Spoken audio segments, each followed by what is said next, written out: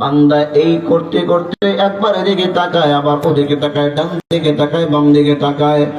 নজরটা যেমনি খলিফাতুল মুসলিমিন ওনার নজরের সাথে পড়ে গেল।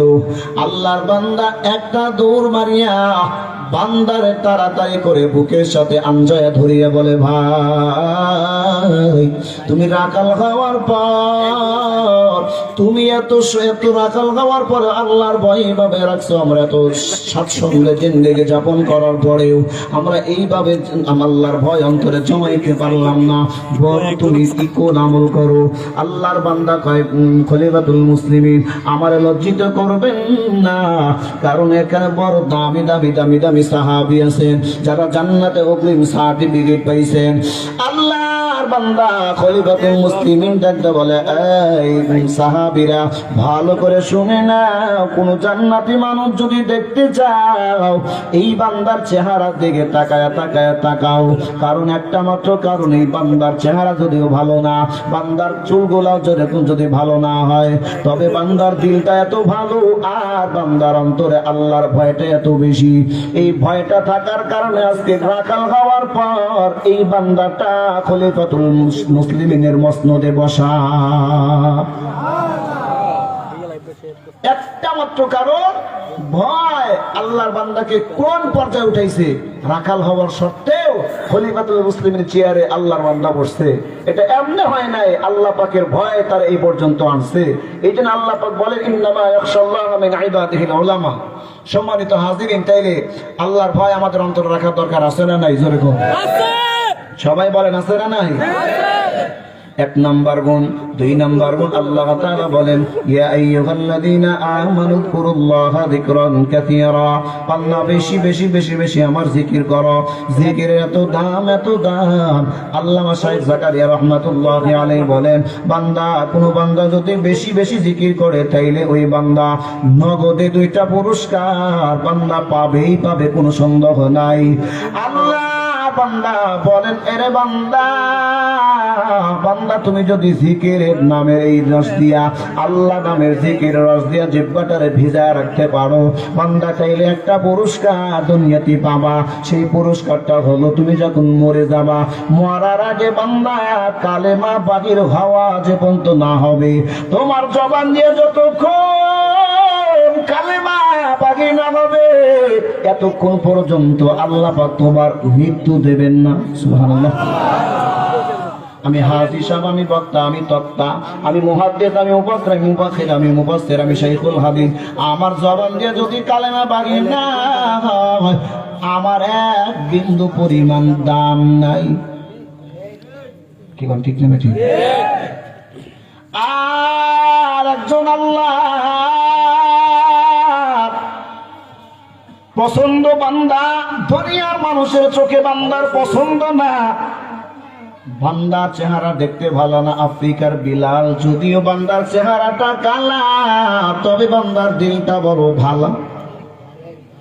ওই বান্দার ঠোঁট গুলাও ভালো না, তবে আল্লাহর জিকির বান্দা ছাড়তো না। এই জন্য এত দাম, এত দাম। মসজিদের মুয়াজ্জিন সবাই মিলে বান্দাকে ব্যান করে দেওয়া হলো। আল্লাহ বলে, আমি ব্যান করলাম না, বরঞ্চ সূর্যকে আমি স্তব্ধ করে দিলাম। এত পাওয়ার, এত পাওয়ার। আল্লাহর বান্দা জবানটারে বানাইছে। মসজিদের মুয়াজ্জিন থেকে বরখাস্ত হয়, আল্লাহর বান্দা চোখে পানি দিয়া কান্না করিয়া কয়, মালিক, আমি মসজিদের মুয়াজ্জিন নিতে চাই না, তুমি আল্লাহ নিযুক্ত করেছ, আবার তুমি আল্লাহ পাক আমার বরখাস্ত করতে পারো না। দুনিয়ার সব মানুষ যদি আমার বরখাস্ত করে দেয়, আয় আল্লাহ তুমি আমার বরখাস্ত করতে পারো না। আমার যদি পছন্দ না হয়, তাইলে আর আমি দুনিয়াতে থাকতে চাই না। আল্লাহ বলেন, বান্দা কার পছন্দ হলো না হলো এটা আমার জানার বিষয় না। আমি আল্লাহ তোর এই ভাঙা ভাঙা কণ্ঠের আজানটা এত মধুর লাগে, এই কণ্ঠটা, এই আওয়াজটা তুই না দিলে সূর্য অস্ত হবে, আমি নবীরে জানাইয়া দিলাম। এটা হলো জিকিরের পাওয়ার। আমাদের ক্লাসে একটা কিতাব পড়ানো হয় মিজান জামাতে, এই কিতাবের নাম হলো পান্তে নামাজ। ছোট্ট একটা কিতাব ক্লাসে পড়ানো হয়, আবার কোনো জায়গাতে পড়ানো নাও হয়। আমাদের তানজিমুল উম্মাহ কওমি মাদ্রাসায় ওখানে উত্তরবঙ্গে পড়ানো হয় নিয়মিত। ওই কিতাবের মুসান্নিফ ফরিদউদ্দিন আফতার রহমাতুল্লাহ আলাইহি উনি জিকির নামে একটা চ্যাপ্টার লিখছেন। ওখানে লিখছেন দুনিয়ার মানুষের সব মানুষের কোনো না কোনো অসুস্থ হয়, রোগ হয়, হাতে ঘা হয়, পায়ে ঘা হয়, এরপরে ঠোঁটে ঘা হয়, যে যা রোগ হয় সেই রোগ বিশেষজ্ঞর কাছে গিয়ে বান্দা সেটা সুস্থতা ফিরায় নিয়ে আসে। কিন্তু বান্দার রুহের একটা রোগ আছে, সেই রুহের রোগটা, সেই রুহের খোরাকিটা, রুহের রোগটা দূর করবার জন্য দুনিয়ার দামি দামি ক্রিম এই বডিতে লাগাইলে কাজ হবে না। আল্লাহ উনি বলেন দুনিয়ার যদি কোনো বান্দা এই রুহের রোগটা দূর করতে চাও তাহলে একটা কাজ, সেটা হলো বান্দা জিকির নামক মলমটা বান্দার অন্তরে লাগাও, মুহূর্তে তোমার দিলের ঘা গুলা দূর হয়ে যাবে। আল্লাহু আকবার, আল্লাহু আকবার। জিকিরে হাফা মুতগাদাই রুহারা মুরহামা মুদাইদলে মাজরুহারা। এই জন্য বান্দা লম্বা চড়া কথা নয়, 2 নাম্বার গুণ বেশি বেশি জিকির করা।